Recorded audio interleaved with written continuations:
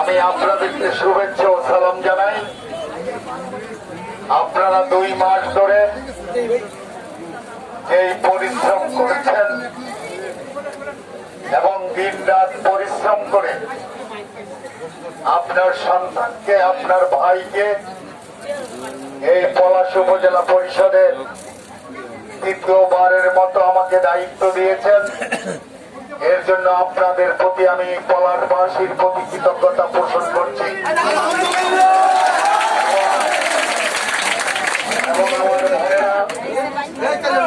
এবং আমার ভাইয়েরা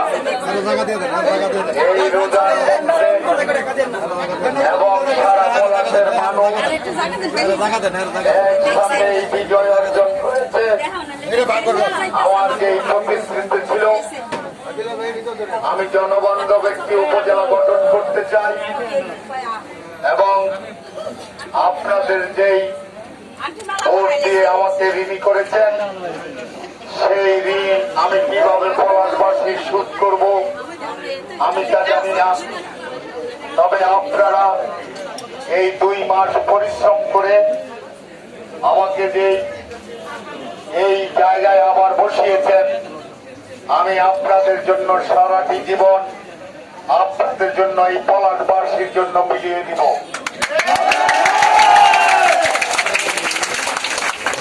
আপনাদের কাছে কৃতজ্ঞ। আমার এই পলাশে যারা মুরব্বীরা আছে, আমার পিতার যোগ্য, আমার মায়ের যোগ্য বোন এবং ভাইরা, আমি এই কৃতজ্ঞতা ভাষায় প্রকাশ করতে পারবো না। আপনারা এই 2 মাস পরিশ্রম করেছেন, এর ফসল গড়ে উঠিয়েছেন।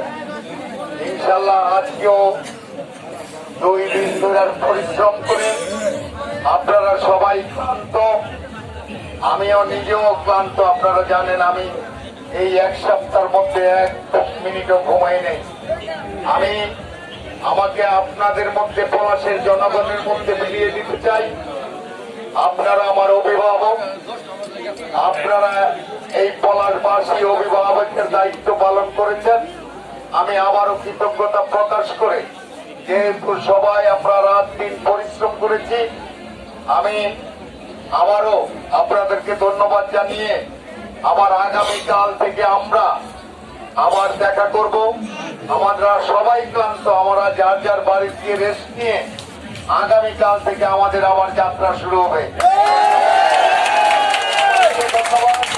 এবং খোদা হাফেজ। আজকের জন্য, পরিশ্রমের জন্য কৃতজ্ঞতা পোষণ করে আমি বক্তব্য শেষ করছি এবং আজকে সবাইকে বিদায় দিলাম। আপনারা যার যার বাড়ি গিয়ে নিজের খেয়ে যে নির্বাচন করেছেন আপনাদের প্রতি কৃতজ্ঞ, আপনাদের পরিবারের প্রতিও আমি কৃতজ্ঞ, আমি মা বোনদের কাছে কৃতজ্ঞ। সবাইকে ধন্যবাদ, পলাশবাসীকে ধন্যবাদ, অসংখ্য ধন্যবাদ।